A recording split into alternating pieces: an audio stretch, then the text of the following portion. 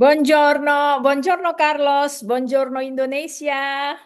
Halo, selamat pagi. Di Italia atau di Jakarta ini, Mbak Jack? Di di Jakarta, di Cibubur tepatnya, Ah, Carlos. di Cibubur ya. Masih di Indonesia dan masih di Cibubur. Ya, ini episode pertama. Eh, Iya, kita usahain yang gitu mesti ya. cerita semua nih Carlos. Tapi nanti, tapi nanti dalam setiap kali kita berdua muncul, itu tuh Mbak Jeki, ceritanya kan Mbak Jeki itu tinggalnya di Avetrana di Italia gitu ya. Iya. Cuma sekarang lagi di Indonesia, lalu saya di Jakarta, Indonesia. Jadi nanti dalam episode-episode yang nanti Mbak Jeki sudah di Avetrana, Mbak Jeki akan duluan Buongiorno Indonesia ke saya. Lalu nanti saya akan respon dengan selamat pagi Itali gitu ya. Iya, karena ini Iya, masih di Indonesia kan. iya. Mbak Jack, apa kabar? Baik, baik Carlos. Carlos gimana kabarnya? Itu apa background kita beda ya kalau saya apa namanya backgroundnya satu-satunya kotak buat melarikan diri gitu ya. Oh gitu ya, kalau terjadi Kalau emergency terjadi atau sesuatu emergency, ke Mbak Jeki itu tuh apa namanya buku-buku semua ya. Jadi kalau tinjau itu Mbak Jeki, apa namanya sapaan untuk para pembacanya itu tuh publik tinjau gitu ya. oh publik tinjau ya. Ya, kalau JLC kan sahabat Ya, sahabat sahabat JLC, sobat JLC ya. sahabat JLC. Jadi publik tinjau dan sobat JLC mulai hari ini tanggal 14 November kita hadirkan Buongiorno Indonesia ya itu ya Ya. nama programnya itu kolaborasi antara Jalan Lihat dan Cerita by Jeki Tuwana Kota dan Tinjau. Tinjau itu sebuah portal news yang sebenarnya antara Tinjau dan Jalan Lihat dan Cerita itu filosofinya sama gitu ya. Tinjau itu kan sebenarnya filosofinya Mbak Jeki melihat dari dekat, datang dan mengalami gitu ya, mengalami langsung dan saya pikir tepat gitu dan sama gitu ya kalau dibilang jalan lihat dan cerita juga itu sama. Mbak Jeki jalan-jalan. Wah ini sebelum kita lanjut, subscribe YouTube Iya, channel Jalan Lihat dan Cerita itu tuh udah kemana aja Mbak Jack? waduh. Memang kebanyakan sih di Italia, Indonesia, tapi kemarin ke Malta. Tapi ada juga yang ke Swiss, kemudian ada juga beberapa yang ke negara lain, tapi belum diupload. Teman-teman sabar ya, nanti ada beberapa video yang memang akan segera tayang di channelnya Jalan Lihat dan Cerita nih. Kita akan melihat perjalanan yang agak berbeda. Nah, mungkin gimana nih Carlos? Kita mau buka tentang Bonjorno Indonesia, kemudian kita mau jelasin tinjau dulu lah, tinjau dulu. Karena tinjau ini lahir lebih dulu nih teman-teman dari Jalan Lihat dan Cerita. Jadi sebagai Ya, rumah itu mungkin Carlos bisa cerita di ya. dalamnya Bonjorno Indonesia itu ada tinjau, ada Jalan Lihat dan Cerita. Ya, jadi sebenarnya singkat cerita nggak singkat karena kita panjang ya. Yang namanya pagi-pagi ini rencana saya sama Mbak Jeki itu bisa hadir ya 1 sampai kalau bosen 2 jam lah ya. Kalau lancar 2 jam, kalau kalau bosen sejam gitu lah ya. Iya. Nah, saya sama Mbak Jeki ketemu di Sekolah Tinggi Filsafat Diyarkara. Kami berdua adalah alumni dari alma mater itu, ya. Jadi kami berdua belajar dan kebetulan sama S1 dan S2 gitu ya. Walaupun kemudian background Mbak Jeki itu adalah traveling karena Mbak Jeki adalah seorang pramugari di masa lalu gitu ya. Lalu saya sementara adalah seorang jurnalis ya. Saya sekitar 20-an tahun menjadi jurnalis dan Mbak Jeki berapa tahun Mbak? dua Tiga puluh puluh, enam tahun, 26 dua tahun puluh enam tahun, terbang. Iya, 26 tahun di udara gitu ya. iya, Bang bersama salah satu maskapai iya. Indonesia. Maskapai nasional. betul. Dan apa namanya?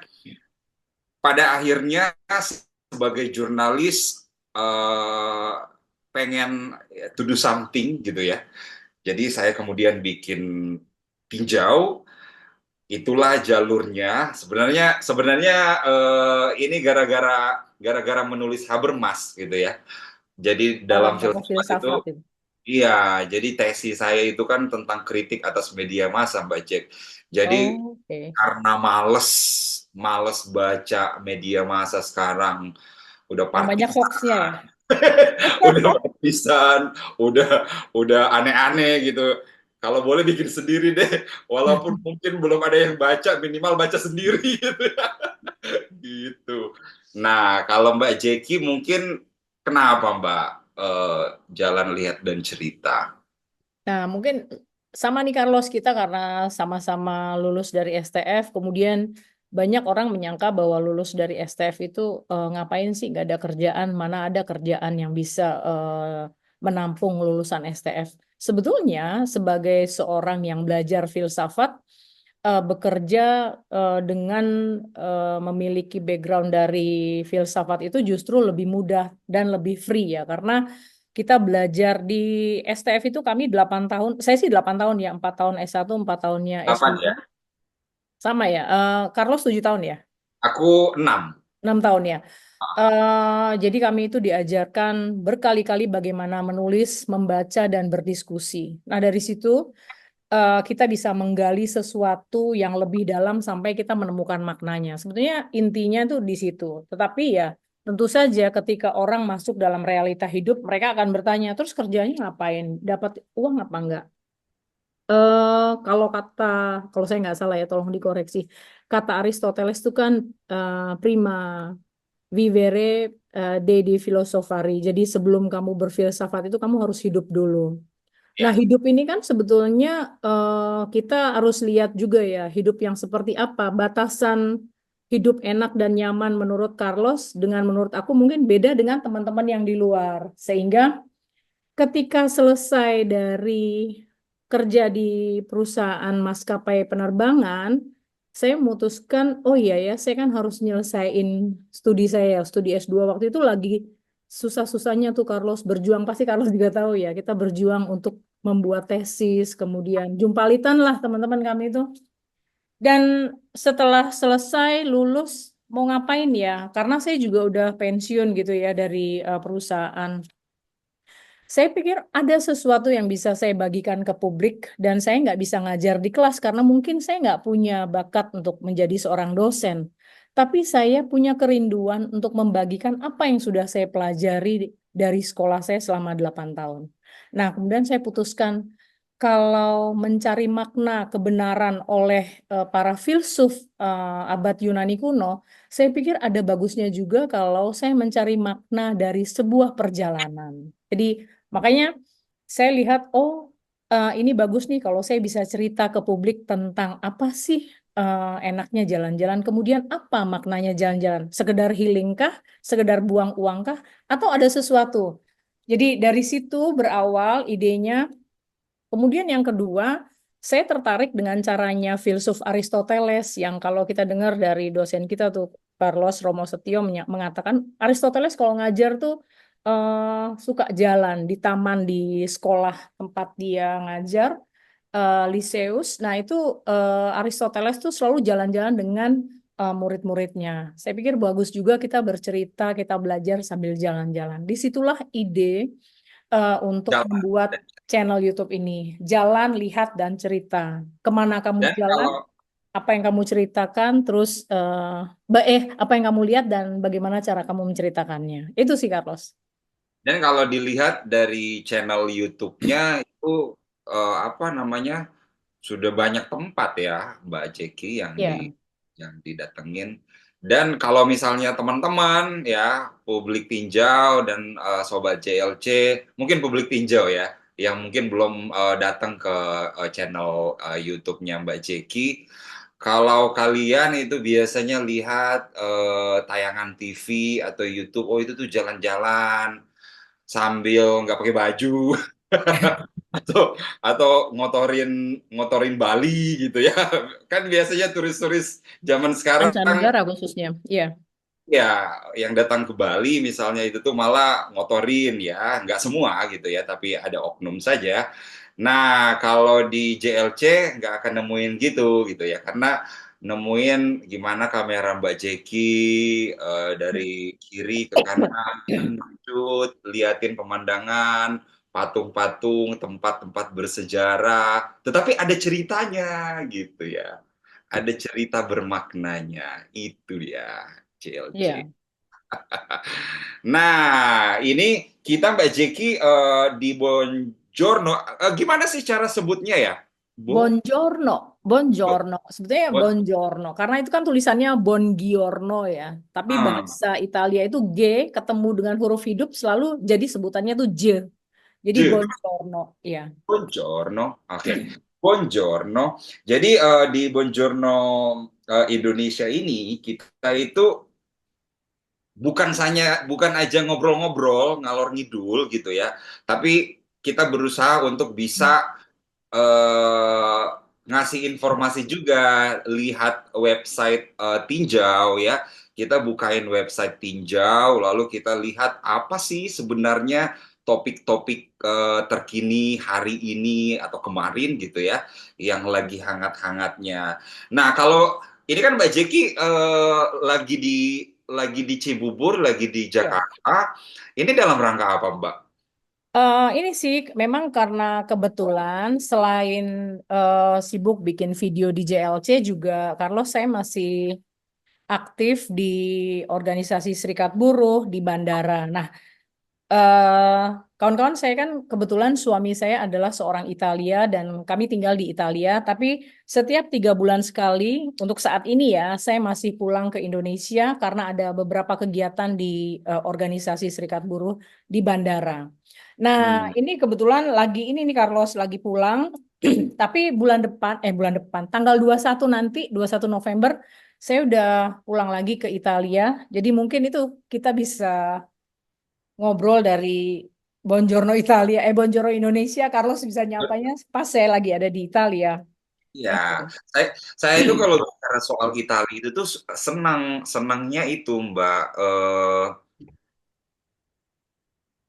letusan-letusan gunung api gitu loh. Oh Gitu. iya, Kan Italia itu tuh terkenal banget ya. Dulu pernah ada apa ya? Pernah ada peristiwa Pompei ya. iya di Pompei. Kalau ya, Itu apa sih? teman-teman, ya Gunung, gunung, meletus gunung ya, meletus, lalu bukan nenggelemin, apa? Mengubur ya, mengubur mengubur, kota mengubur gitu kota. ya. Itu gimana? Mbak Mbak Jeki pernah ke sana nggak, Mbak? Jadi, oh ya, kebetulan teman-teman juga bisa nonton tuh di channelnya JLC. Pada saat Nah, itu ya. saya bikin di channel itu jalan-jalan mengunjungi kota yang sudah tenggelam ribuan tahun gitu lah ya. Kota yang paling tua sebetulnya. Dan Ya. itu adalah kota sejarah yang sangat indah. Dan perjalanan ke sana teman-teman bisa ikuti di channel JLC. Jadi gini Carlos, kisah-kisah di namanya juga peradaban manusia ya. Kita kalau melihat banyak sekali hal yang terjadi, kemudian banyak alam berbicara itu dengan caranya sendiri kalau kata Romo Sudar di kampus itu ya. Nah, Em, pada saat terjadi, kemudian menenggelamkan, mengubur kota itu, tapi ada hal-hal yang menarik yang bisa kita lihat kalau kita ke Pompei. Tapi Hmm. mungkin teman-teman kalau mau ke Pompei bisa ke Napoli dulu, karena ya memang Karena itu apa, Pak? masuk wilayah Napoli, kota Napoli Oh, di harus Italia kenapa? Selatan. Kenapa? Bukan tempat klub bola itu kan ya, Oh iya, Napoli. itu ya terkenal tuh Napoli karena tahu sendiri lah di situ kan ada Raja Maradona yang terkenal. Terus orang kalau menyebut Napoli pasti udah pasti nyebut Maradona lah. Orang Ya. pasti menyebutnya pizza terenak di dunia dari Napoli. Makanannya juga menurut mereka itu yang terenak. Nah, kalau teman-teman mau ke Pompei, terbang ke Napoli, nanti dari Napoli ngomong aja mau ke Pompei naik kereta. eh, Ya, kira-kira sekitar 45 menit lah kalau lancar ya. Itu kita bisa Tapi ke sana dan langsung kita menuju ke tempat di mana kita akan di-guide oleh guide setempat melihat langsung kota yang tadi Carlos bilang terkubur, kemudian ada puing-puing yang kemudian ditemukan kembali dan lengkapnya bisa nonton di channel JLC. Saya, saya tuh senang baca-baca soal Pompei itu tuh kan Heeh. apa namanya? Ya kan sekarang zaman sosial media kan yang Mbak Jeki. Ada aja klip atau reels yang eh, munculin misalnya ditemukan apa namanya sepasang suami istri atau mungkin Ya, apa iya mungkin suami istri yang terkubur pada saat lagi tidur ya, gitu ya. Itu ya, menggambarkan betapa dahsyatnya kejadian waktu itu sekejap dan orang ya tetap dalam dalam dalam apa dalam wujud pelukan gitu ya. ya. Karena kan mereka ada yang lagi tidur, ada yang lagi beraktivitas. Mereka nggak nyangka bahwa itu akan sedahsyat itu dan secepat itu gitu loh. Secepat itu maksud Ya, saya. secepat itu. Oke. Sampai mereka nggak bisa bikin apa-apa lagi gitu loh. Dan orang tidak menyangka itu akan terjadi karena Pompei pada waktu itu termasuk salah satu kota yang maju dan kota yang memang sudah mengalami peradaban yang sangat maju dan bagus lah, termasuk kota yang indah saat itu. Mbak Jack, berapa duit sih kalau ke Italia sekarang? Nah, oh iya, Teman-teman ini pertanyaan teman-teman bagus nih. barangkali mau rencana Ya, ya, liburan. pertanyaan yang bagus banget nih. Jadi kalau kita mau jalan-jalan tuh kita memang harus taktis ya, harus bersiasat. Ya, Teman-teman kalau mau ke mungkin juga ada YouTuber-YouTuber, backpacker yang sudah pernah cerita di kanal mereka. Lebih baik itu mencari waktu yang tidak high season atau low season. Jadi itu kira-kira misalnya bulan bulan Maret, bulan April, kemudian lanjut bulan September, Oktober. Kalau Maret, April itu kita sudah mau keluar dari musim panas, musim dingin ke musim panas, kan itu masuk musim semi. Kalau Agustus, September itu dari musim autumn, musim gugur ke musim dingin. Jadi memang ya konsekuensinya adalah kita memang harus tahan dingin gitu loh. Tapi kalau teman-teman punya budget lebih, bisa datang di musim panas itu lebih bagus lagi. yang penting nggak musim kere. Supaya- Nah itu makanya disiapin dulu ya. Eh, terus ya kalau bisa karena yang karena well prepare.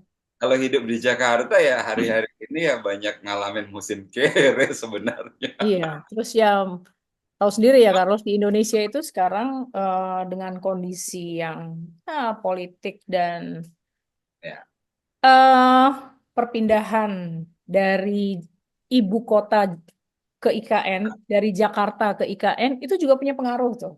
Walaupun ya, juga sekarang Jakarta masih menjadi pusat bisnis ya Carlos. ya, Itu. ya. Tapi saya tuh masih masih penasaran sama Pompei. Eh, jadi 2014 itu saya itu tuh pernah ke Machu Picchu, Mbak Jeki, Ah, oke. ke Peru. Jadi tuh kurang lebih sama apa ya situs purbakala gitu ya. Dan apa namanya untuk ke Machu Picchu itu dibatasin, Mbak, karena itu kan Kenapa? situs situs UNESCO yang ada di atas gunung banget gitu ya, yang ada di atas gunung banget dan hanya hanya boleh ada kalau nggak salah 2.000 turis dalam satu hari. Itu Ah, menjaga karena itu di atas tanah lembek dan takut longsor gitu. Kalau di Pompei gimana, Mbak? em, bagus nih, kebetulan beberapa hari yang lalu, kalau aku nggak salah ya Carlos, ada situs, sorry, ada website yang menulis tentang kondisi turisme di Italia. Jadi gini nih teman-teman, di Italia itu kan salah satu negara yang tua ya. Kalau kita bisa bilang bahwa ketika zaman Romawi mereka sangat terkenal dengan negara dan pemimpinnya ya. Sehingga banyak orang yang memiliki curiosity apa sih penasaran gitu loh pengen datang pengen ngeliat. Nah karena sekarang kondisi di Eropa itu sebetulnya bukan kondisi yang boleh kita bilang tidak baik-baik saja ya, masih baik masih normal tapi karena pengaruh perang Rusia Ukraina jadi kondisi Eropa tuh juga sedikit mengalami krisis. Dari situ pemerintah Italia itu mereka juga butuh turis ya untuk penghasilannya mereka gitu ya. Tapi mereka juga membatasi. Ada juga daerah-daerah yang dibatasi termasuk Pompei, Carlos, yang dibatasi oleh pemerintah Italia supaya turis tuh nggak datang membludak karena memang kalau teman-teman datang ke Napoli, Napoli sendiri bukan sebuah kota Italia yang rapi, kotanya tuh berantakan, tapi Hmm. menyenangkan. Karena memang budaya orang Italia Selatan tuh memang sangat menyenangkan. Nah, mungkin dengan banyaknya turis yang datang pengen ke Pompei dan melihat, kondisinya mungkin agak sedikit chaos. Nah, itu Jadi kalau jadi ada sebenarnya pembatasan sih, ada jadi pembatasan. jadi pembatasan itu semata-mata karena over tourism itu ya Iya, sebenarnya. iya. Takutnya juga merusak gitu ya, merusak situs gitu ya.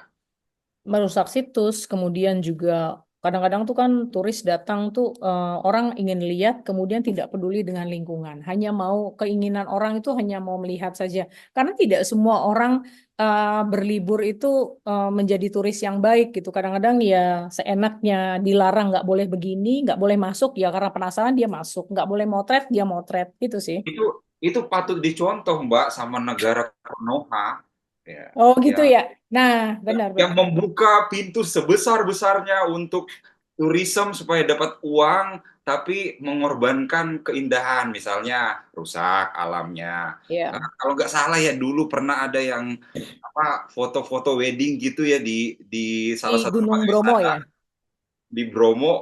Sebenarnya saya nggak mau sebutin tapi Oh, Ceki udah sebutin. soalnya Jadi ya ya ya jadi ya. apa namanya demi demi foto wedding terus sebromo-bromonya itu terkebakar gitu loh Iya, ya. itu kan Nah, sangat disayangkan mindset ya. yang sebenarnya mindset yang salah gitu ya soal tempat wisata. Mungkin dan kita mungkin bisa contohin negara-negara seperti Italia sadar bahwa oke dia mau over tourism, ada ancaman misalnya yang tadi aku bilang di Machu Picchu itu, mereka sadar bahwa kalau semakin banyak orang yang naik, maka situs itu terancam longsor, maka dibatasi gitu ya.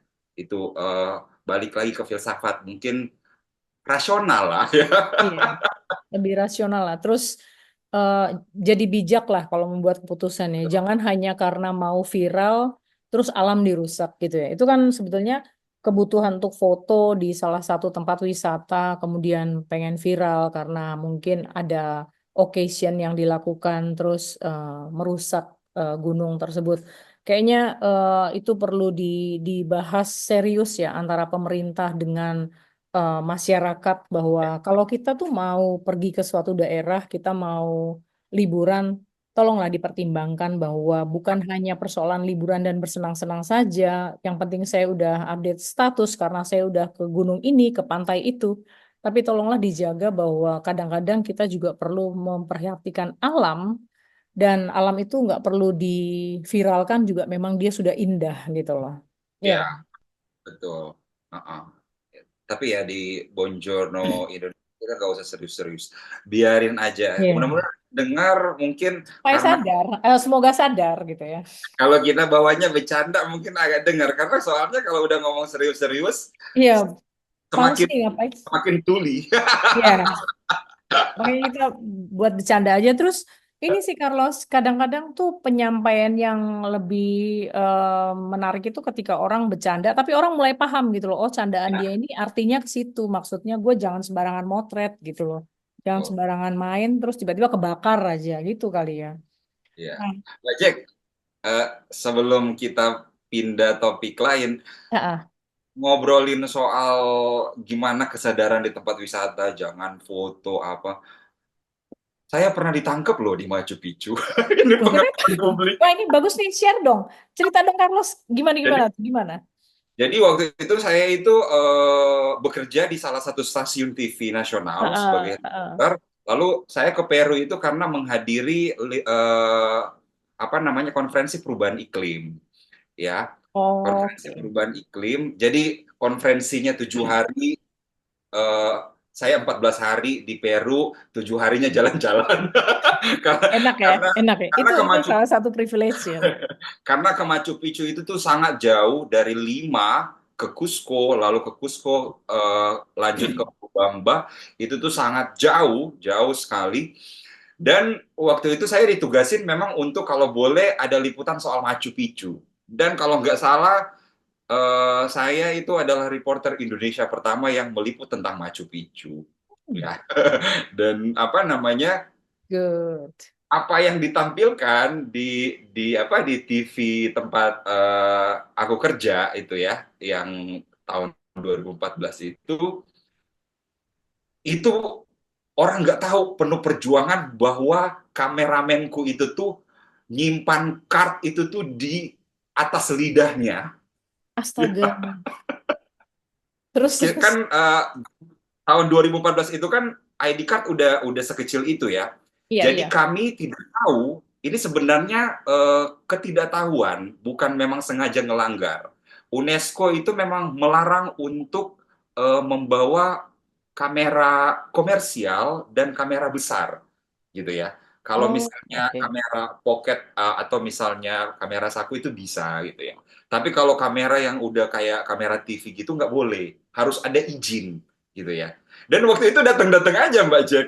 Jadi udah on cam, udah bikin liputannya, lalu di akhir liputan itu eh, datang petugas 2 orang tidak bisa berbahasa Inggris, berbahasa Spanyol.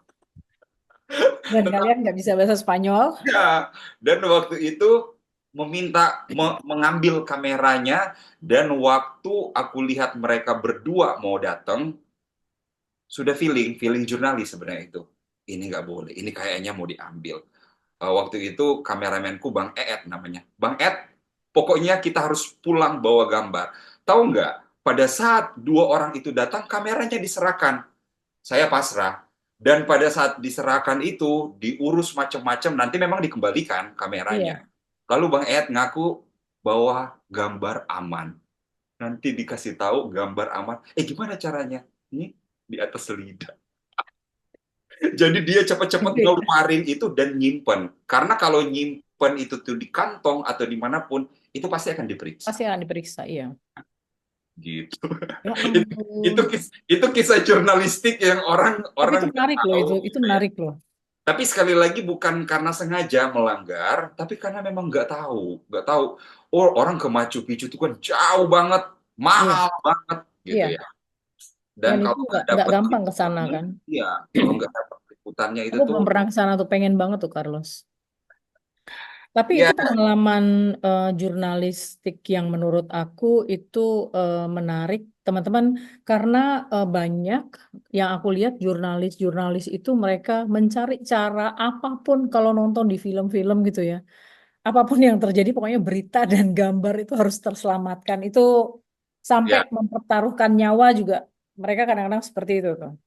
iya di step umur udah mulai banyak gitu ya. Udah bukan jurnalis junior juga gitu ya.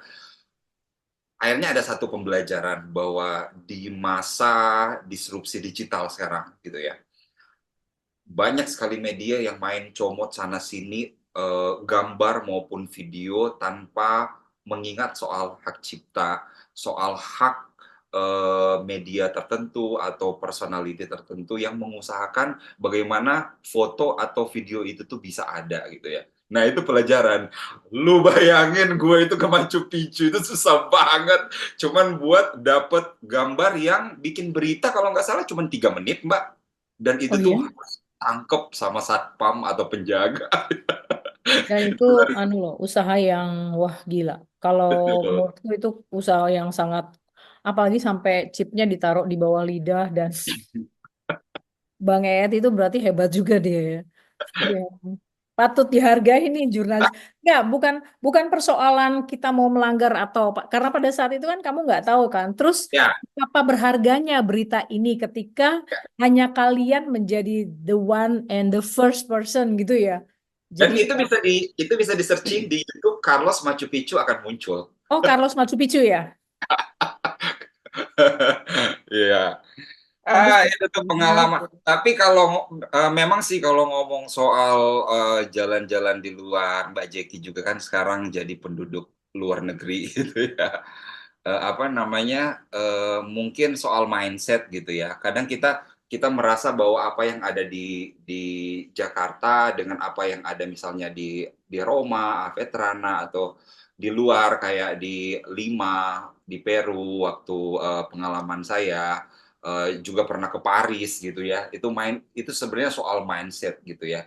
Gimana memang butuh waktu atau gimana ya kalau Mbak Jeki butuh waktu nggak sih buat orang-orang kita itu punya mindset Em, yang ya pertama kalau ya kembali lagi ya ini ke filsafat lagi. Teman-teman, sorry ya kalau nggak tahu ya, mungkin karena kami itu selalu punya bukan bukan berarti terus langsung yang nggak studi filsafat terus nggak. Tapi gini ya, saya mau disclaimer dulu bahwa kami selalu terbiasa dengan kalimat manusia itu memiliki sebuah kesadaran. Kesadaran itu ketika dia mampu berpikir. Nah, mampu berpikir itu nggak harus selalu dia kuliah S1, S2, S3 enggak, tetapi dia punya kesadaran untuk berpikir ini pulpen, ini nggak boleh. Kemudian ini cantik, ini lebih bagus. Dia akan berpikir apa yang dia lihat itu baik atau tidak, dengan kesadarannya dia akan mengukur. Jadi kalau menurut pendapatku sih, once kita datang misalnya ke luar ya, ke negara, misalnya ambil contoh lah negara Eropa atau negara Asia yang terdekat lah. Bagaimana mereka bisa punya kesadaran untuk menjaga kebersihan, bagaimana mereka bisa punya kesadaran untuk memilah sampah, sehingga mereka mengerti untuk merawat lingkungan mereka itu bagaimana, seperti apa. Tapi Carlos, aku punya pengalaman bagus nih. Aku kan baru pulang dari Surabaya ya. Kemarin tuh ada kegiatan di Surabaya. Di Surabaya, terlepas dulu pernah dipimpin oleh wali kota Bu Risma, eh, sampai sekarang Surabaya itu termasuk dan sekitarnya, kota Sidoarjo juga, kota yang masyarakatnya itu menjaga kebersihan. Jadi mereka tuh rumahnya padat, tapi ya. mereka itu punya tempat sampah dan selalu bersih. Mungkin kalau ada teman-teman yang bilang tempat saya enggak, Surabaya mana dulu. Teman-teman, tapi saya boleh bilang bahwa bisa dikatakan 80 sampai 90% itu Surabaya itu adalah kota yang sangat bersih. Apakah Jakarta demikian, kota-kota yang lain demikian? Saya nggak bisa dan saya nggak mau membandingkan, tapi saya harus ngomong realita yang saya lihat. Nah, itu kan salah satu misinya JLC ya. Yang saya lihat ini saya ceritain nih ke teman-teman. Karena menurut saya kesadaran menjaga kebersihan itu tidak harus di dilontarkan atau diajarkan oleh guru, tetapi juga dimulai dari rumah. Bagaimana kita bangun pagi itu tahu buang sampah itu di mana. Kalau makan itu ketika kita ngupas kulit pisang kita buangnya di mana. Itu kan hal-hal yang dari kecil mama, papa kita bisa ajarkan itu. Ya. Jadi, Carlos, kita kembali lagi ke pertanyaanmu tadi bahwa manusia itu harus punya kesadaran. Ketika dia Ya, melihat, dia bisa berpikir bahwa ini bagus apa enggak, ini bersih atau kotor, sampah ini ditaruh di mana. jadi Kemudian, bukan jadi sebenarnya bukan soal orang itu dari negara mana gitu ya, ya, Mbak. ya, ada juga kok. Kita juga harus Manusia yang punya akui, kesadaran.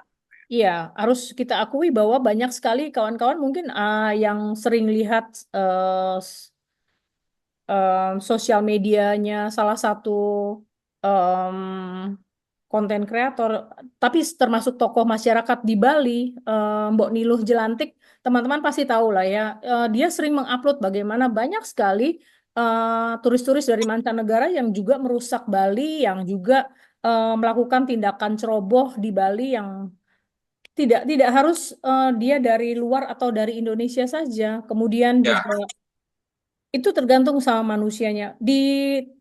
Terus di video JLC yang terakhir, waktu aku bikin perjalanan dengan Alisio, kami melakukan pilgrim jalan kaki. Itu puluhan aku udah kilo. nonton.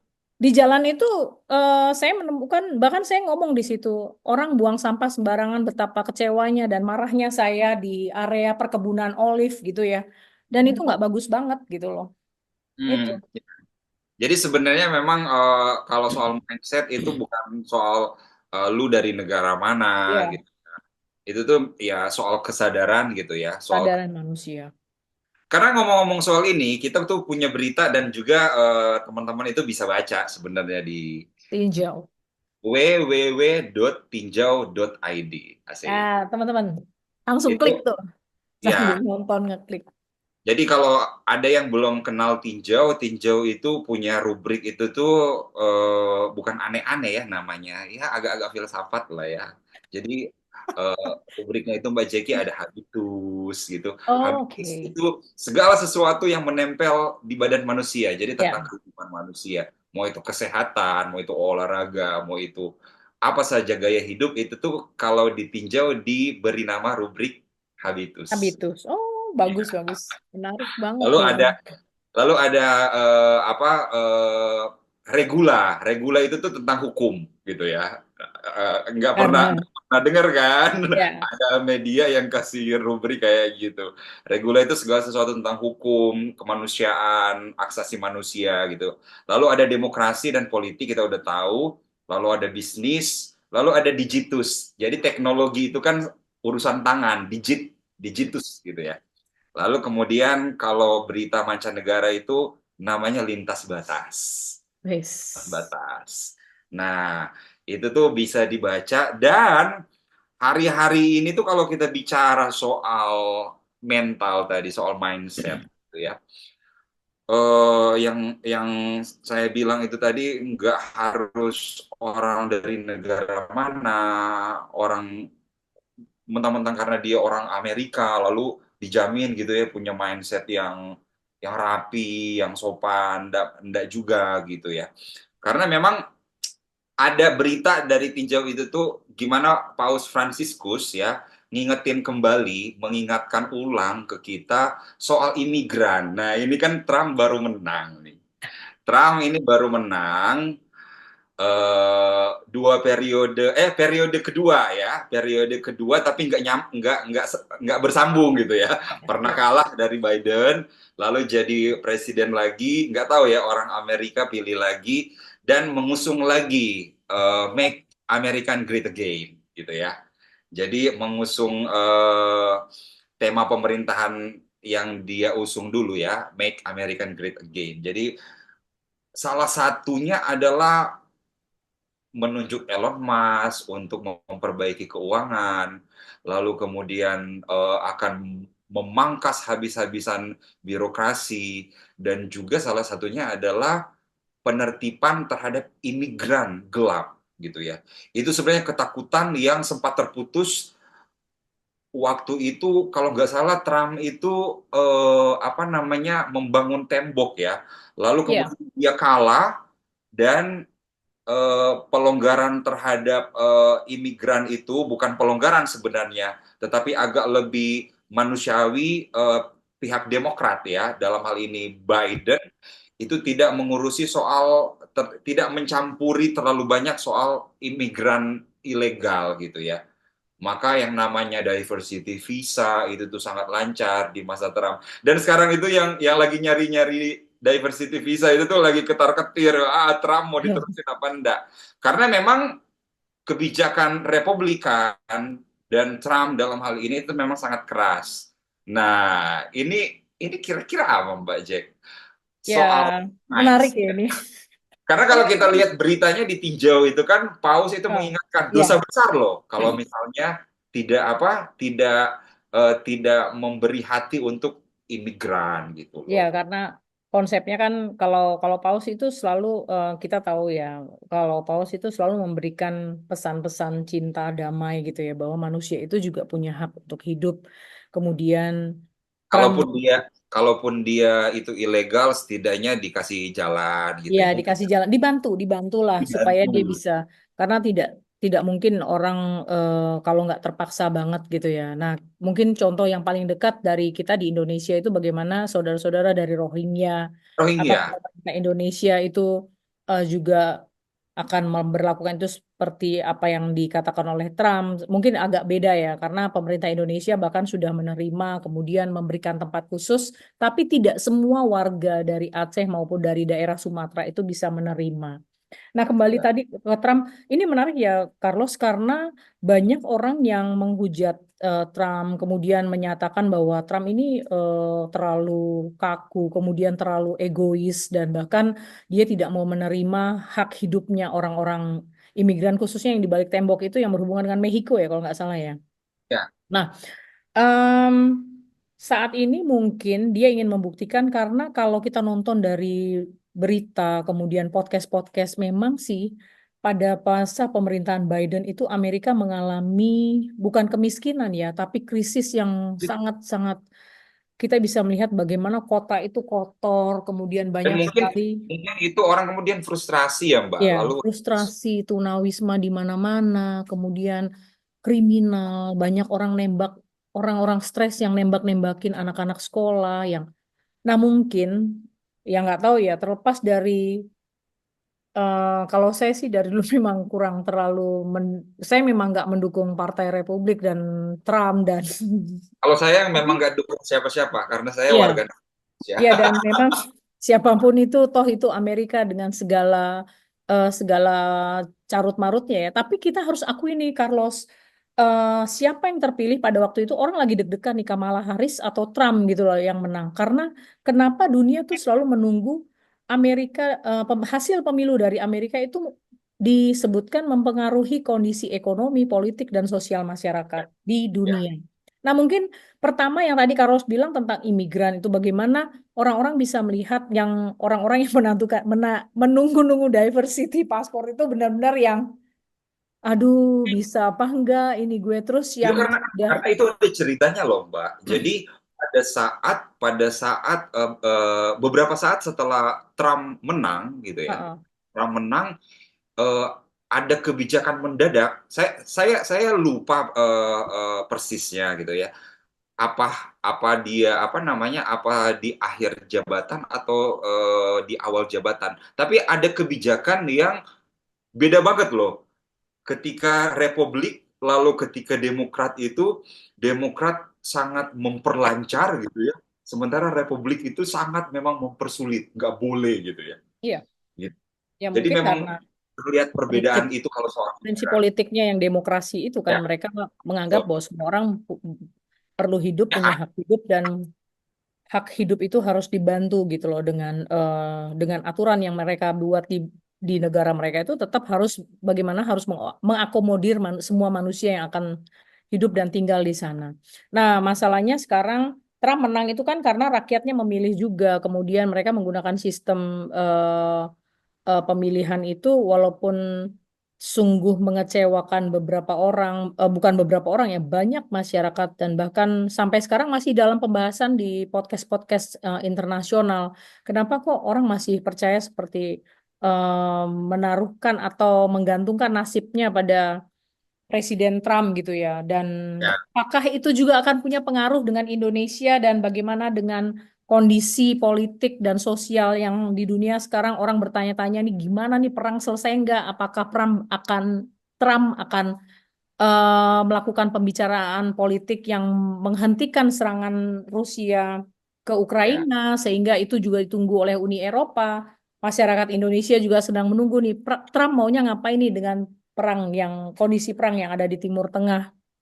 Yang pasti terakhir Bapak 08 itu sudah telepon-teleponan gitu ya. Oh ya, Telepon nonton juga ya nonton videonya waktu itu saya ngelihat kan di video Instagramnya, di di Instagramnya Instagramnya ya.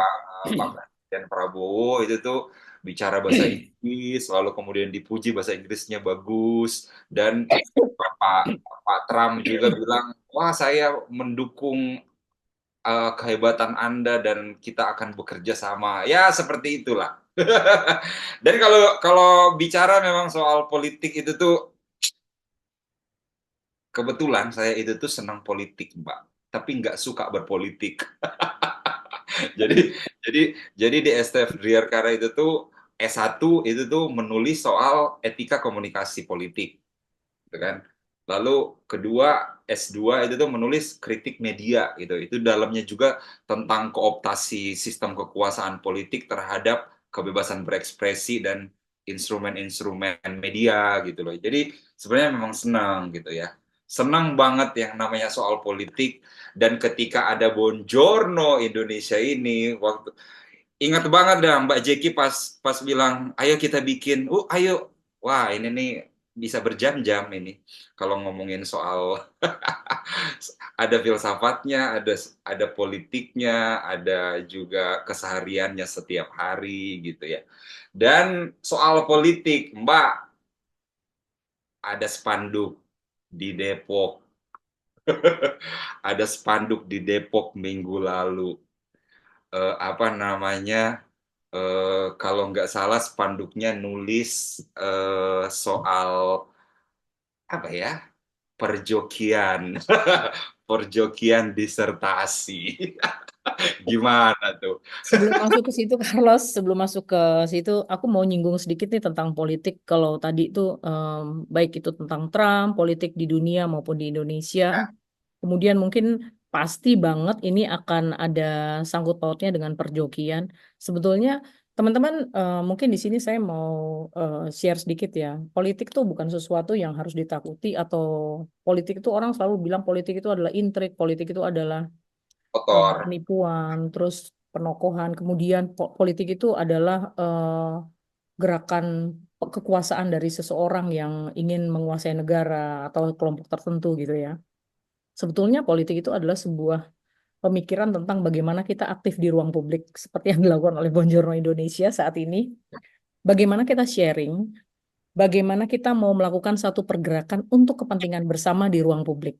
Saya mengambil ini dari satu pemikiran dari seorang ahli politik, ahli teori politik, yang kebetulan saya juga nulis disertasinya itu, namanya Hannah Arendt, bahwa jangan pernah takut untuk berpolitik, jangan pernah takut untuk berbicara di ruang publik, termasuk berbicara tentang yang barusan Carlos singgung tuh, tentang perjokian. Ya. Perjokian itu, kita kembali ke perjokian lagi nih ya Carlos ya.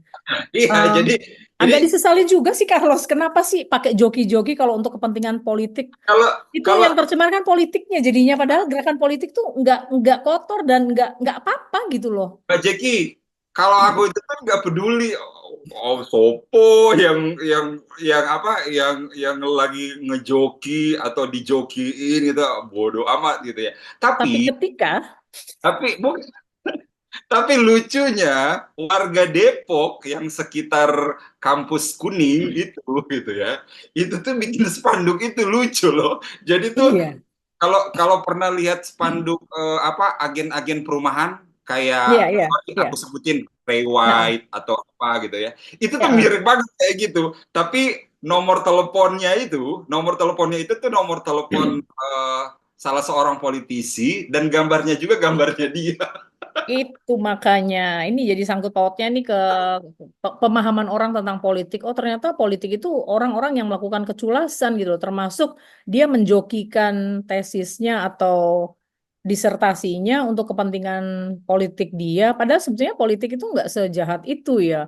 Orang yang menjalankan politik ketika dia tidak mengerti tentang politik bahwa itu untuk kepentingan bersama di ruang publik, maka ya itu perjokian mulai jalan. Padahal kita dulu waktu studi sekolah itu capek loh ya, Carlos. Apalagi disambi kerja kayak kita gini ya. Capek Mbak, loh, Mbak, kawan-kawan. Mbak, Capek banget loh. Mbak, kita bocorin dong Mbak. Mbak Jeki berapa kali dicoret Mbak sama Romo? Romo siapa Mbak? Romo Setio berkali-kali. Jadi Kalau semua lembar-lembar makalah tesis saya itu banyak di tinta merah semua. Ulang lagi, susun lagi. kalau kalau saya kan itu 1 tahun golongan ya. Kalau saya itu golongan mahasiswa yang nggak suka ngerepotin dosen. Jadi Hmm. waktu waktu seminar proposal udah langsung berprinsip gini, gua mau selesaiin tuh satu-satu, pokoknya semua tesis itu, terus kalau udah kelar gua setor dan silakan dicoret-coret. Dan itu terjadi, Mbak. Jadi biasanya kan cuman proposal 1 bab gitu ya. Ini ku kasih 8 bab. Tahu nggak dicoretnya berapa bab? Berapa? 4 bab. Jadi tuh waktu disetor ke Robo Simon itu tuh 200-an halaman. Tahu nggak akhir dari tesis itu berapa halaman? Hanya Berapa? 90 halaman. Oh my God. Jadi Nah, jadi dibuang sekitar seratusan lebih. 100, ya 110 ya. Ya, dan itu sebuah apa ya? Sebuah proses yang sangat membutuhkan effort. Dan kalau misalnya kita bicara soal hari gini orang kemudian nulis, orang kemudian me- mengejar gelar akademis itu dengan ya cari honoris causa atau pakai joki atau apa. Honoris causa bukannya jelek gitu ya, enggak. Tapi maksudnya bagaimana Cara dia menempuh itu. kok begitu banyak orang yang mengupayakan gelar akademisnya dengan berdarah-darah gitu loh ya. Carlos, kita tuh kan udah punya pengalaman dan kawan-kawan yang nonton sekarang ini saya yakin banget banyak yang nonton itu punya pengalaman menulis skripsi, menulis tesis, bikin disertasi. Saya yakin banget deh. Kawan-kawan pasti punya. Dan saya disclaimer dulu ya, saya salah satu orang yang sangat tidak setuju dengan adanya joki. Suka tidak suka, tapi saya harus ngomong ini di ruang publik ini saya harus ngomong bahwa saya nggak setuju dan saya nggak suka. Jadi memang kalau mau meneliti sesuatu, mau menulis tentang sesuatu, pahamilah dan belajarlah walaupun itu berdarah-darah. Saya 1 tahun menulis skripsi dengan Romo Setio sebagai guru pembimbing saya. Kalau kawan-kawan ada yang kenal, silahkan tanya bagaimana lemahnya saya, bagaimana setengah matinya saya dan susahnya saya, sampai di ujian pun, lalu perbaikan tesis, itu energi, waktu, tenaga, emosi, semua jadi satu. Dan Carlos pasti mengalami juga lah. Itu nggak Ya, gampang. wah itu butuh ya butuh kerja keras karena memang Nggak tidak mampu ada berkata-kata. sesuatu yang kemudian kita dapatkan tanpa kerja keras gitu ya. Dan, Iya. dan itu saya yakini gitu ya. Dan kalau hari ini ini lomba yang memprihatinkan itu kan bukannya orang-orang yang apa ya, bukannya orang-orang yang kehidupannya tersembunyi, tidak punya kepentingan secara publik misalnya gitu ya. Tetapi justru orang-orang yang memiliki posisi-posisi penting gitu ya di dalam ruang publik kita gitu ya. Dan daripada semakin panjang gitu ya, nanti kita juga karena lagi sensi ya. Tapi berita soal ini bisa dibaca, ditinjau. Menariknya ditinjau Mbak itu selain yang aku bilang tadi soal rubrik-rubrik itu, kita punya namanya ruang sastra, namanya itu sastra koma. Sastra koma itu ruang sastra yang sebenarnya aku dirikan sejak SMA. Iya, jadi aku kan senang nulis puisi, cerpen segala macam. Dan waktu SMA itu tuh mau bikin apa ya? Ku namain sastra koma. Nah, ketika bikin media, ruang sastra atau rubrik sastranya ku namain sastra koma. Nah, di situ ada Mas Guntur, ya, ada Mas Guntur. Itu adalah orang anonim, ya, karena kita pers, kita tidak bisa di apa? Tidak bisa di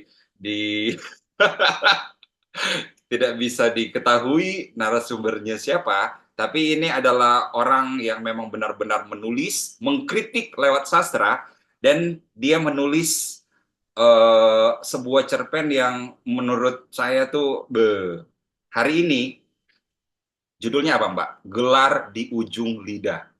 Wah, gila. Itu Gelar di itu. ujung lidah. Jadi apa namanya ceritanya itu lumayan panjang, tapi ada satu ada satu itu ada satu eh, bagian cerita gini. Pak Rangga, gelar doktor itu perlu nanti biar lengkap. Ujar salah satu penasehat politiknya dengan nada sungguh-sungguh. Lalu Rangga mengangguk, betul juga, biar orang-orang tahu kita bukan cuma bisa ngomong di depan mikrofon, tapi juga punya ilmu. Jadi Oh my God. nah, lalu akhirnya Rangga memutuskan untuk menempuh program doktoral di salah satu universitas bergengsi di negeri Muntala. Namanya negeri Muntala. Dikasih nama sama Mas apa? eh, Mas Guntur.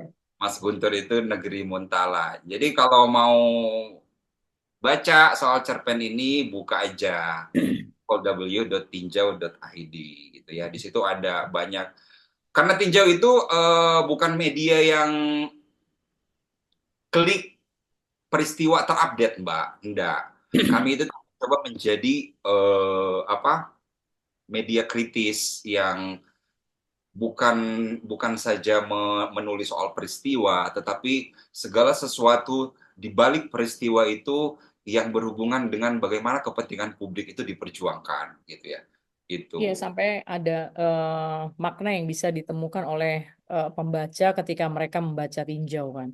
Kayak kita Tuh. bicara tentang joki ini, kemudian kepentingan pejabat untuk supaya dipandang kalau kita dengar puisinya tadi ya, dipandang berilmu gitu ya.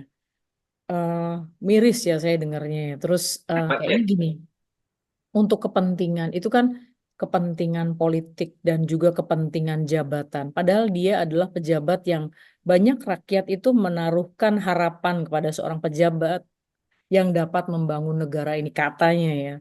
Tapi dengan cara-cara seperti itu, bayangin kalau hanya kuliah 3 semester saja lalu mendapatkan gelar, Carlos saya 4 tahun. 1 tahun itu berdarah-darah dengan, ya bukan berarti terus langsung beliau juga harus 4 tahun, nggak juga gitu loh. Tapi maksudnya gini loh, nggak gampang menulis itu, membuat sebuah tesis atau disertasi ya kalau untuk beliau ya. Itu nggak gampang banget gitu loh. Jadi nggak bisa kita seenaknya kemudian sampai terkuak ada joki yang dan juga itu supaya dianggap beliau berilmu. Ya, Dari awal itu sudah nggak ada kehendak baik ya kalau kita pakai kalau minjam ya. istilahnya Platon ya nggak punya kehendak baik itu susah apalagi di ruang publik ya. Karena ada juga begitu banyak orang yang punya kehendak baik dalam menempuh pendidikan ya. Kalau kalau misalnya kita lihat hari-hari ini ada begitu banyak keprihatinan, kok doktoral itu tuh ditengarai ada joki, lalu durasinya itu tuh kayaknya cepet banget. Sebenarnya ada banyak banyak sekali orang yang juga ngikutin proses gitu. Di SF Driarkara kita berdua kan lulusan sana Mbak. Banyak loh apa namanya bapak-bapak pejabat polisi perbankan kelas sekelas sama saya itu tuh ada polisi bintang 3 jenderal itu tuh eh, mencari ilmu memang benar-benar ikutin proses doktoralnya itu tuh sampai 4 tahun loh.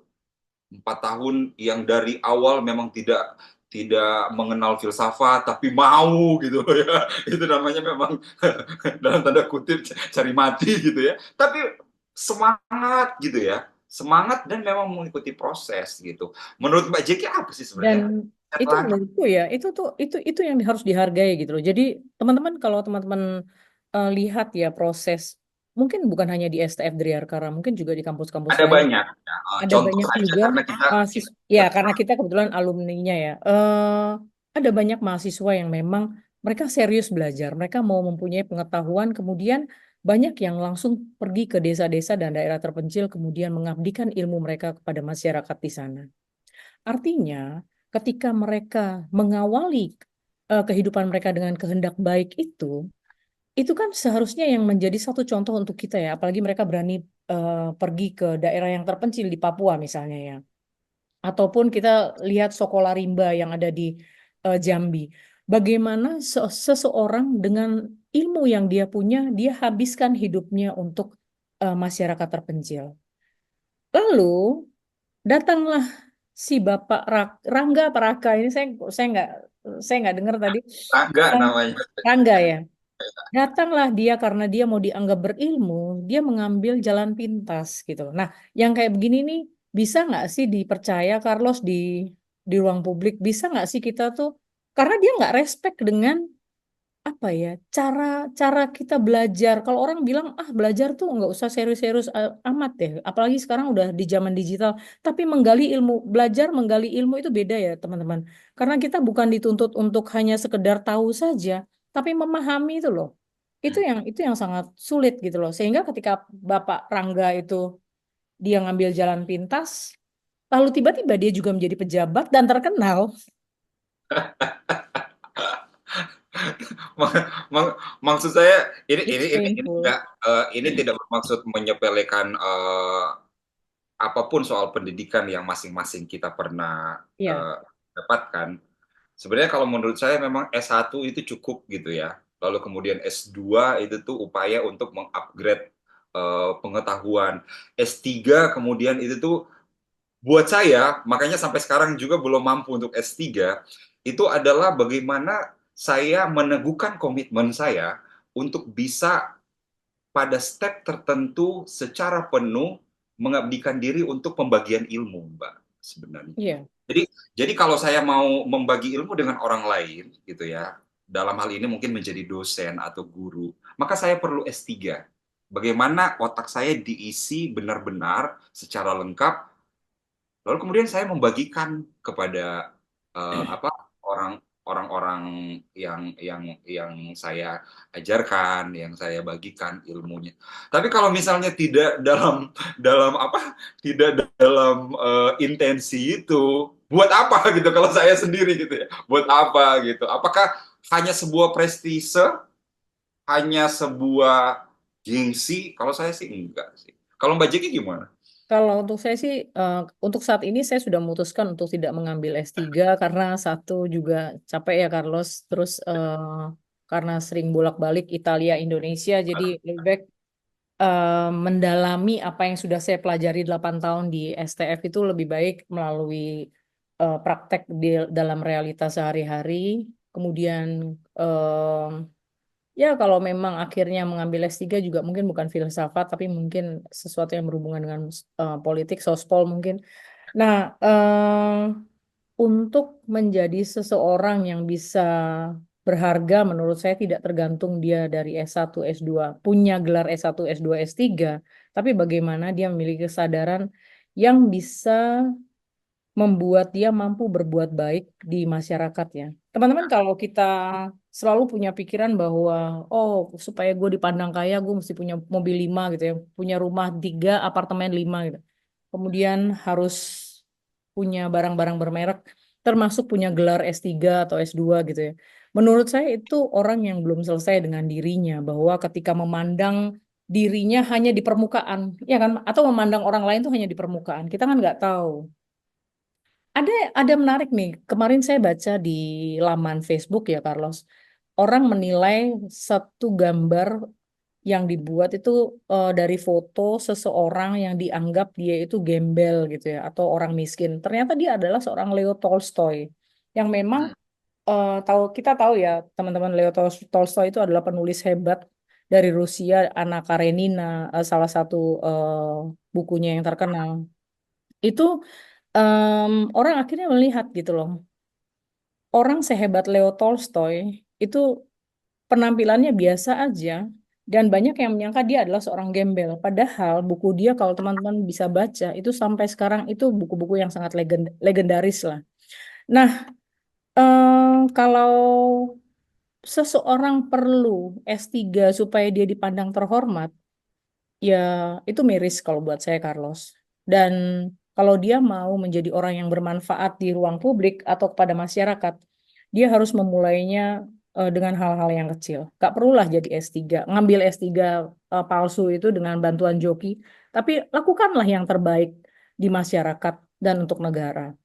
Sesuai dengan prosedurnya, sesuai dengan ranahnya gitu ya. Jadi tidak menjadi omongan setiap hari di sosmed, setiap buka update terus dengan kasus-kasus, dengan perkembangan joki dan gelar doktor ini dan ya yang no comment lah Carlos.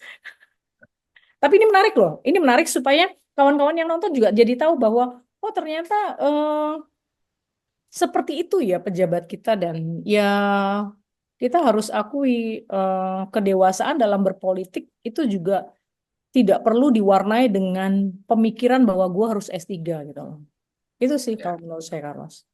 ya, Ini menarik. bisa rame nih kalau kita bahas terus-terusan nih. Tapi itu topik yang menarik teman-teman. Menurut saya kita mungkin teman-teman juga bisa punya satu ide gitu ya atau pendapat. Teman-teman bisa tulis di kolomnya tinjau. Kemudian juga bisa kasih komentar karena kita semua butuh masukan. Kemudian pemikiran masyarakat Indonesia harus didengarkan. Walaupun ya terlalu banyak yang memberi usulan atau memberi celaan, tapi setidaknya harus didengarkan. Ya. Itu sih. Dan Buongiorno Indonesia, karena ini episode perdana, Sama. kita berharap sebenarnya ke depan itu tuh ini akan tiga split gitu ya. Ya, Akan ada tamu, akan ada apa teman kita, entah itu ya. dari mana yang punya pandangan apa itu mau bergabung dalam ngobrol pagi kita gitu ya. Terus juga dengan ide. Terus kita nggak ini ya, kita tuh nggak terpatok harus ngomongin politik, harus ngomongin sosial. Enggak. Kadang-kadang juga kalau menurut teman-teman membahas tentang pinjol itu penting, itu juga menarik gitu loh. Membahas tentang Tapi, makanan yang sedang viral itu juga mm, penting. tapi pinjol itu bukan persoalan sepele loh Mbak. Wah Oh itu iya, luar biasa gitu. itu Tapi menurut kita mungkin akan bahas di sesi lain berikutnya. perlu ngopi enggak? Kita perlu ngopi. Terus teman-teman yang nonton juga sambil mungkin udah ngopi dari tadi ya. Saya sih minum air putih. Saya sorry ya, saya tadi tuh benar-benar sambil batuk. Jadi Ya, ngambil bolak-balik ngambil air putih karena memang lagi batuk. Em, kita tuh dalam diskusinya Bonjorno Indonesia ini juga mengupayakan pembicaraan-pembicaraan santai, ngobrol santai ini juga bisa menjadi apa ya, topik yang menarik ketika teman-teman setelah menonton ada ide juga dari teman-teman gitu ya. Kemudian kami akan berusaha untuk menghadirkan topik dari Indonesia maupun dari Italia ataupun dari kota lain, tidak harus dari negara atau dari suku lain tentang budaya juga ini merupakan hal yang menarik karena Carlos adalah orang Manado dan saya orang Maluku yang lahir di Sumatera, tinggal di Kalimantan dan sekarang tinggal di Italia. Jadi besar di Kalimantan. Jadi banyak juga yang bisa kita kupas tentang budaya-budaya di Indonesia. ya Ya, betul. dan kita bisa bahas itu di episode-episode berikutnya ya, Carlos. Dan Ini itu kita nggak kerasa loh, udah mau sejam nggak sih Mbak Mbak ya Jackie? 1 jam 20 menit ya. 1 jam 20 menit ya. Soalnya saya bilang tadi kalau bosen sejam aja, tapi kayaknya nggak bosen. Iya, terus Nah, masih banyak topik-topik lain, Carlos, yang kita bahas nanti. ya, tapi di setiap Bonjourno Indonesia itu tuh kita bahas buku gitu ya di akhir apa namanya ngobrol pagi kita itu ada satu buku, satu film atau apa saja gitu ya soal seni gitu ya. Dan Iya. kalau misalnya sempat waktunya untuk mengunjungi tinjau.id gitu ya, pekan ini ada pameran Basuki Abdullah di Galeri Indonesia Kaya gitu ya. Jadi itu untuk pegiat seni itu tuh boleh boleh ke Galeri Indonesia Kaya. Nah, sekarang kita mau bahas buku. Mbak Jeki ada buku apa di belakang? eh Banyak ya. Banyak Carlos, tapi kebetulan bukunya nggak ada. Tapi saya mau mau ini nih kalau diajak bahas buku, ada satu buku Aku dari sih udah seorang siapin. Jadi, bukunya soalnya udah aku kirim ke mamaku, oh ya yang wes, aku ya. mau mau kasih tahu mungkin teman-teman juga. Tapi kalau harus ada buku yang mesti di ini, aku ada sih, ada. Nanti berarti berarti nanti kita selang-seling. Mm. Hari ini aku siapin bukunya, besok Mbak Jeki gitu ya. Tapi sebenarnya segmen akhir ini tuh nggak harus buku, basis. Baru baru baru sampai kemarin, Carlos mungkin bisa cerita ke teman-teman. Oh ya, Aku mau promo buku soalnya. ya, oke Nggak oke. apa-apa. Jadi basis basis yang baru itu soal apa sih, Ini Pak? yang terbaru. Aku belum baca sih karena tadi malam baru apa namanya baru sampai di rumah. Tapi di Topiknya apa sini itu di depan covernya? ini tentang ini kan tokoh Spider-Man ya. Kalau ini Ya, siapa sih Petruk ya? Aku lupa deh. Aku koreksi aku ya kalau salah ya. ya. Di bawahnya ada judul apa tuh? Oh, Ini dari sesudah sesudah sejarah pudarnya kegaiban dunia, ya. ya. Oke. Teman-teman ini majalah filsafat eh namanya majalah Basis. Tapi nanti sebelumnya Carlos dulu yang cerita. Terus Carlos Nggak nanti cerita, apa-apa. ceritalah Nggak apa-apa, tentang majalah Basis. karena Karena basis kita pengennya, bukan pengennya sih, diharapkan kalau misalnya udah endorse gini kan besok-besok basis bisa datang ke Tinjau dan JLC.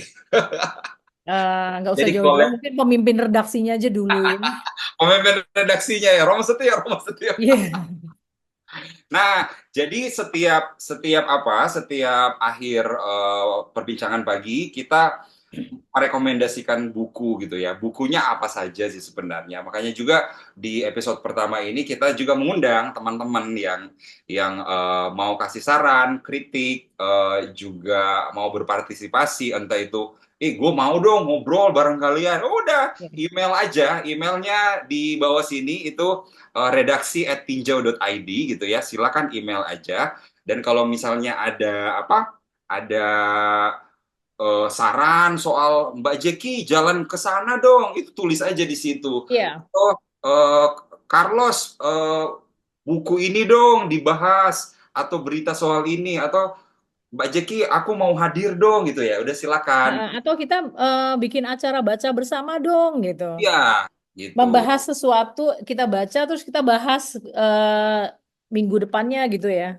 Iya, Topik-topik yang menarik lah. Dan nggak harus topik sosial politik nggak. Teman-teman mau bahas film, puisi iya. kayak tadi yang Carlos cerita itu bagus loh, itu menarik. Eh, gini, kalau misalnya juga mau ngasih kritik, misalnya Ya.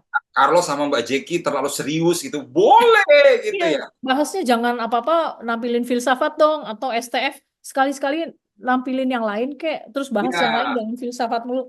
Nggak apa-apa ya teman-teman, jangan ragu dan teman-teman bebas untuk mengusulkan apa saja. iya. Nah, jadi ini kritik atas media massa ini adalah tesisku sebenarnya. Jadi nantilah nextku buku apa namanya buku pertamanya itu etika komunikasi politik kebetulan lagi nggak ada gitu ya itu skripsi. Kenapa jadi buku? Karena isinya sebenarnya nilainya bagus. jadi jadi makanya oleh pembimbing akademik dibilang bikin buku aja. Jadi makanya jadi buku. Jadi di sini ada kritik atas media massa menjadi media massa demokratis menurut Menuju Jurgen menurut Habermas. Eugene Habermas ya. Itu oleh saya dan salah satu yang memberi endorse gitu ya. Buku Iya. ini adalah Prof. Budi Hardiman, UPH, lalu Prof. Eri Seda dari UI gitu ya. Jadi kalau yang endorse itu bolehlah baca ya, baca. Di sini Dan Mbak Jack, di sini ini adalah alasan mengapa tinjau itu didirikan. Asik. itu menarik tuh, teman-teman. Terus ini, Carlos, mungkin sebelum kita sudahi, ada bagusnya juga karena udah mulai ngomongin soal buku kritik terhadap media massa. Sedikit aja lah, Carlos, sebentar. Eh, Ceritain dong ke teman-teman, sebetulnya siapa sih, ini bukan mau ngulang ya, tapi siapa sih Jurgen Habermas sampai kamu tuh harus nulis tesis tentang kritik. Sedikit aja deh, sekelumit aja supaya teman-teman Nah, tahu gitu loh. jadi Habermas itu adalah salah satu tokoh kunci filsafat kontemporer ya. Apa namanya? Bagaimana dia sebenarnya punya teori-teori besar ya soal komunikasi, soal deliberasi, lalu orang yang pertama secara komprehensif menulis soal ruang publik. Jadi ya, yang aku sama Mbak Jeki ini nih Ya, membuka sebuah ruang publik ini ya. jadi ditulis sangat komprehensif oleh Habermas. Bagaimana ruang publik itu adalah bibit di mana dimensi kritik warga di awal demokrasi atau prademokrasi itu tuh menjadi-jadi orang itu mengkritik, lalu itulah yang melahirkan demokrasi gitu loh. Jadi kalau hari-hari ini orang tidak bisa mengkritik, ya demokrasi itu mati. Itu dalam Nah, itu dalam kita bahasa. itu seru dan bahasnya mesti next. Karena ini bagus banget nih. Ada beberapa media, kemudian ada beberapa orang yang mencoba untuk mengatakan sesuatu yang benar tapi terus dibungkam. Nah, ini kita mesti bahas di episode berikutnya. Tapi teman-teman paling Aceh, tidak. Hah? eh, bentar. Apa namanya? Aku tuh senang tahu nggak siapa bukan pengkhotbah sih, retoris yang paling ku senangin di Indonesia itu Rocky Gerung. Oh, Rocky Gerung ya. Ini Iya. untuk penggemarnya Rocky Gerung. Eh, bukan bukan apa-apa. Memang mungkin ada banyak yang kontroversi, tapi kalau dari paradigma Habermasian, Habermas itu bilang kita perlu banyak sekali Rocky Rocky Gerung untuk bisa membuat negara ini semakin waras. Lalu, Jadi kalau misalnya sebuah negara itu diam dan tidak berdebat, itu udah sehat iya. gitu loh. Em, Rocky Gerung dengan gayanya ya kita juga nggak bisa ya meminta Rocky Gerung menjadi seperti kita ya. Rocky Gerung adalah Rocky Gerung dengan gayanya. Mau dia ngomong kasar, mau itu gayanya Rocky Gerung. Em, Soal bagus atau tidak itu terserah siapa yang menilai ya. Tapi maksud saya gini, kita tidak bisa memaksa dia untuk berbicara dengan gayanya kita. Kemudian kita juga tidak bisa membungkam dia karena ketika perdebatan terjadi, ada perbedaan. Disitulah sehatnya dialog gitu loh. Ya, Lalu sehatnya orang berpikir kemudian meminta kita yang kemudian akhirnya mengajak kita untuk berpikir lebih kritis lagi gitu loh. Jadi jangan manut-manut baik gitu loh. Oh, semua harus tenang-tenang aja, biarlah. Yang penting pemerintah yang jangan jangan begitu. Justru ada sesuatu yang menurut kita itu tidak bagus, harus kita ungkapkan. Makanya atau itu dalam Habermas bilang di situ, ditulis di atau situ juga dalam ya. bahasa buku ini di bagian penutup, saya itu mengutip di salah satu paragraf, bukan mengutip, menulis dalam satu paragraf bahwa ada sebuah apa ya paradigma di pemerintahan udah berakhir ya kan sekarang, Ya, pemerintahan yang lalu, bahwa kalau boleh jangan gaduh kan, ya, suka dengar kan, ya. jangan gaduh. Kalau dalam pandangan Habermasian sebaiknya gaduh, maka demokrasi itu menjadi sehat.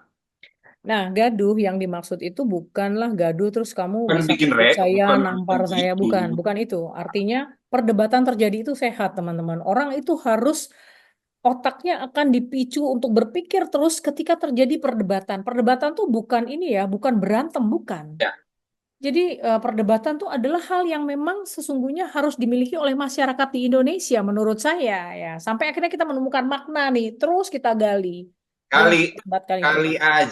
kali aja ada yang mau kayak negara yang tertutup, diam-diam, sepi gitu kan ya Mbak.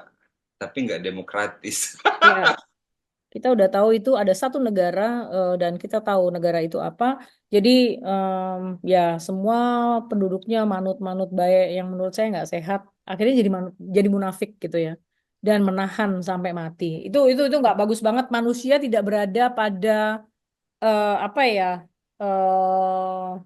wujudnya sebagai manusia gitu, yang punya pemikiran, yang punya naluri, yang punya feeling. Dia harus bisa juga tidak hanya sekedar menginginkan sesuatu itu baik, tetapi juga dia harus bisa melawan ketika terjadi sesuatu yang tidak baik gitu loh.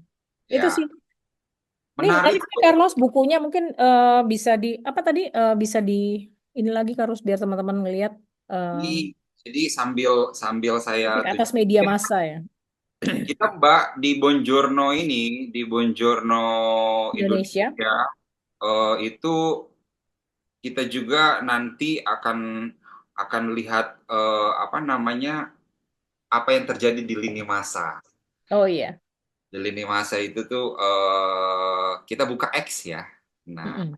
X sekarang itu tuh lagi lagi banyak apa namanya, eh, peristiwa-peristiwa biasa orang nge-tweet ya. Ini kan Twitter ya dulu ya, X sebelum sebelum jadi X oleh Elon Musk, itu tuh jadi adalah Twitter. Jadi bagaimana eh, Ivan Sugianto itu dilaporkan gitu loh ya. Ini soal Oh, kekerasan, kekerasan kepada anak dan ancaman kekerasan.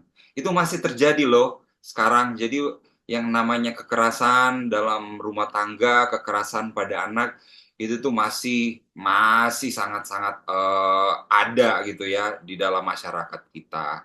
Lalu kemudian eh, yang lagi viral juga banyak sekali komentar itu soal Pak 08 lagi di luar negeri, dan sambil itu Mas Wapres juga buka kantor untuk oh iya. pengadilan gitu ya.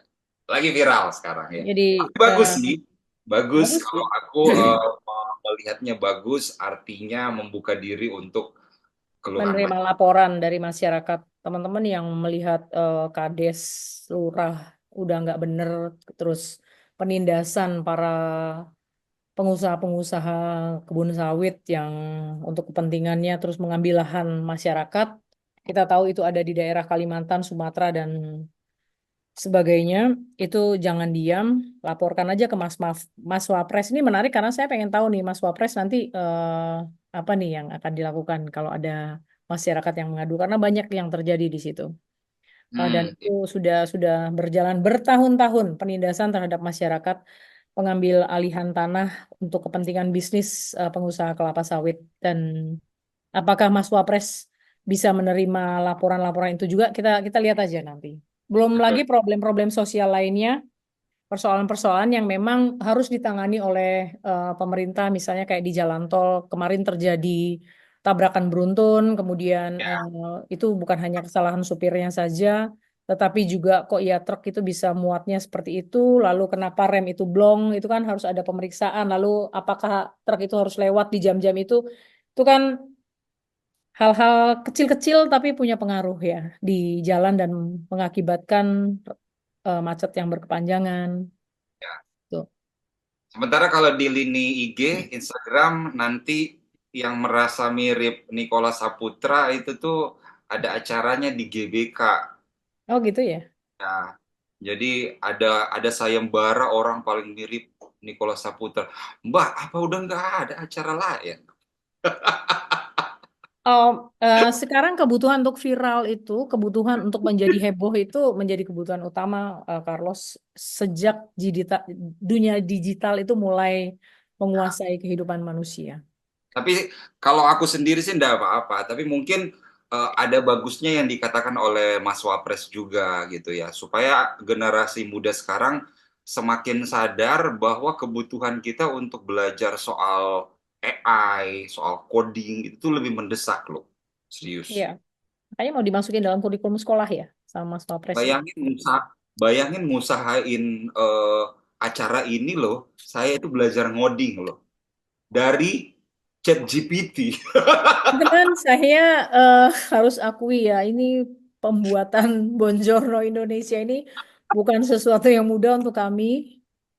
Ya, khususnya untuk Carlos, karena Ya. Carlos di sini sebagai direktur tekniknya, direktur operasinya, Jadi dan maka saya setuju dengan yang diposting oleh apa Jakarta Keras ya ah, di Instagram bahwa Wapres Gibran minta mata pelajaran coding dan AI itu mulai diberikan oleh kepada anak SMP dan SD. Setuju. Tapi harus tambah satu, apa? filsafat. Oh ya, filsafat mungkin di SMP itu udah harus mulai ya, kayaknya ya. Ya, Nah itu nanti ya itu bisa bisa kita usulkan tuh, kita bisa juga bikin itu usulkan ke Mas Wapres kalau memang Mas Wapres bisa terima ya. masukan-masukan dari kita. Mbak Jeki, berarti next kita live-nya dari Filipina Aku ya? nanti malam ke Manila. Nanti malam aku teman-teman Oke. nanti Jadi malam saya ke Manila. Jadi mungkin live-nya itu besok agak malam kali ya, Carlos. ya, Tapi nanti ya, kita lihat oke. yang jelas kita bisa update. Terus nanti aku akan cerita deh perjalanan ke Manila, imigrasi di Indonesia seperti apa, imigrasi di Manila di Filipina bagaimana. Kita bisa combine. Ada informasi menarik buat kawan-kawan juga nih, Nah. Oke. Selama perjalanan itu. Jadi sekali lagi kalau misalnya ada yang mau berinteraksi sama kita, kita buka lagi di bawah sini itu adalah Surel, email redaksi@injau.id. Ya. Ya. Dan jangan lupa Oke, teman hari sebelum ini. kita tutup Carlos, Nah, teman-teman jangan lupa setiap kali teman-teman mau melakukan perjalanan harus diingat bahwa faktor keselamatan, faktor kenyamanan itu harus dimulai dari diri kita sendiri. Kemudian bagaimana kita memahami tentang perjalanan, silahkan masuk ke channel Jalan, Lihat, dan Cerita. Di situ banyak sekali perjalanan yang bukan hanya persoalan perjalanan saja, melakukan perjalanan saja, tapi juga bagaimana kita menggali pengetahuan dan mencari makna dalam perjalanan kita. ya, itu dia Oke, Carlos. dari Itu seorang message dari 26 tahun berada di udara yang biasa kayak gini-gini. Gimana, Pak? Oh, sekarang udah nggak pakai begitu lagi karena Oh, udah ada video. udah ada video ya. Oke. Otomatis karena sudah beradaptasi dengan sistem yang Iya. teknologi yang Tapi canggih. tapi masih ada kan yang Oh, berdiri ada untuk di lorong pesawat-pesawat itu. kecil masih ada. Di Italia juga masih kalau dari Amsterdam ke Roma tuh pramugarinya masih yang menunjukkan pintu sana, jendela ini, kemudian mesti tiup, Ya. tarik. Tapi sekali lagi itu penting sekali ya yang namanya Nanti kita bahas itu tuh tentang Ya, perjalanan dengan pesawat, dengan kapal, bus. Kita bisa ya, bahas itu tuh. Dan itu menarik bagaimana teman-teman harus melihat tugas seorang pramugari yang harus menyelamatkan penumpang dalam waktu ya, 90 detik. betul sekali. Bukan 90 menit kayak kita sekarang. 90 detik. Oke. Makanya makanya publik tinjau dan sahabat JLC, daripada Anda buang kuota menonton siaran live pagi-pagi dari apa namanya? Dari saluran-saluran yang mungkin kurang informatif, mending ke sini. Iya. Di sini kita bicara Harus apa selamat. saja dan pasti ada manfaatnya. Iya, ya, Oke. secara hostnya pertama mantan reporter, asik mantan reporter dan mantan pramugari yang kemana-mana. Kita Ya. ngobrol aja gitu ya. Oke, jadi terima kasih sekali lagi. Eh, Nanti mungkin ya nggak besok juga ya kita kita belum janji ya Mbak Jeki ya karena memang ini masih menarik masa gitu ya. Kita nanti mungkin akan muncul dengan teman-teman yang nanti akan bergabung ngobrol sama kita juga.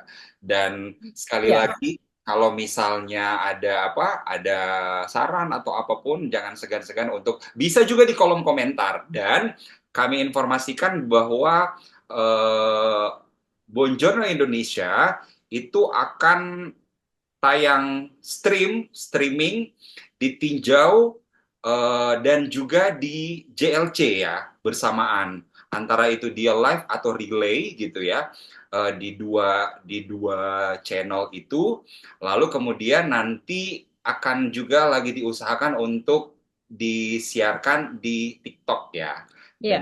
juga di Instagram dan platform Instagram. media sosial lain. Iya. Terima kasih teman-teman udah nonton dengan terima kasih banget ya ini dan kami sangat menghargai teman-teman yang sudah meluangkan waktu. Terima kasih juga untuk Carlos dan Tinjau yang dengan banyak ilmu bisa sharing sama saya dan JLC. Kita bisa ketemu lagi di episode berikutnya dan diusahakan untuk ada beberapa hal yang menarik dan bermanfaat yang akan kita share ke publik. Ini kok ucapan-ucapan terima kasih antara kita berdua sih, Mbak. Oh ya, karena momen pertama ya. Ya, iya dong. Juga untuk Oke. teman-teman kan tadi Ya. untuk teman-teman yang udah nonton kan. Jadi yang punya acara kita ya, Tinjau dan JLC. Sekali lagi terima kasih. Saya Michael Carlos dan Saya Jacqueline Tuanakota, Jeki Tuanakota. kita mau bikin itu nggak, Mbak? Kita Apa? mau bikin yel-yel nggak atau tagline? Enggak ya? Apa ya? Mungkin next ya. Next aja ya. Uh, Eh, ini aja yang tadi. Bonjour Buongiorno Indonesia. Indonesia, selamat Selamat pagi pagi Italia. Italia. Ya, ya, ya.